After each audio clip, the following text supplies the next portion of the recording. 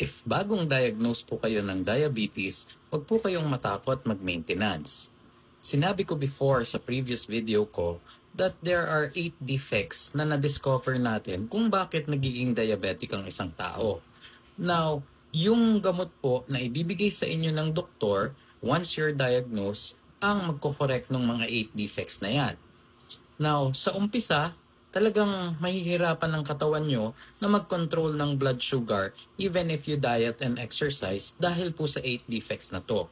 And sa pamamagitan po ng gamot na inirereseta ng mga doktor sa inyo, dun po makokorek yung 8 defects na sinasabi ko.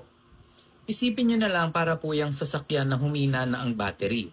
'Di ba? Pagka mahina ang battery ng sasakyan, ayaw mag-start, kailangan mo tong i-jump start or itulak muna para ikadyot at mag-start ulit ito.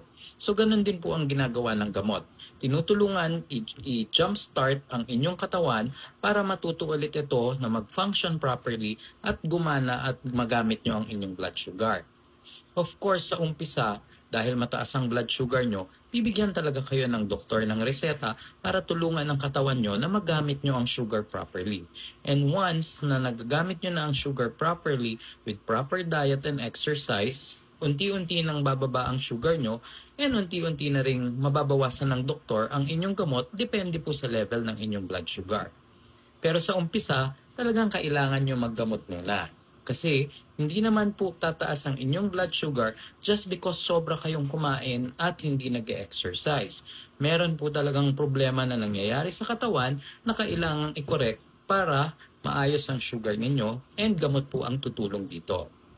So wag po kayong matakot mag-maintenance and eventually kung makokontrol nyo with proper diet and exercise, mababawasan ng mababawasan and kung kakayanin naman is tatanggalin naman po yan ng inyong doktor.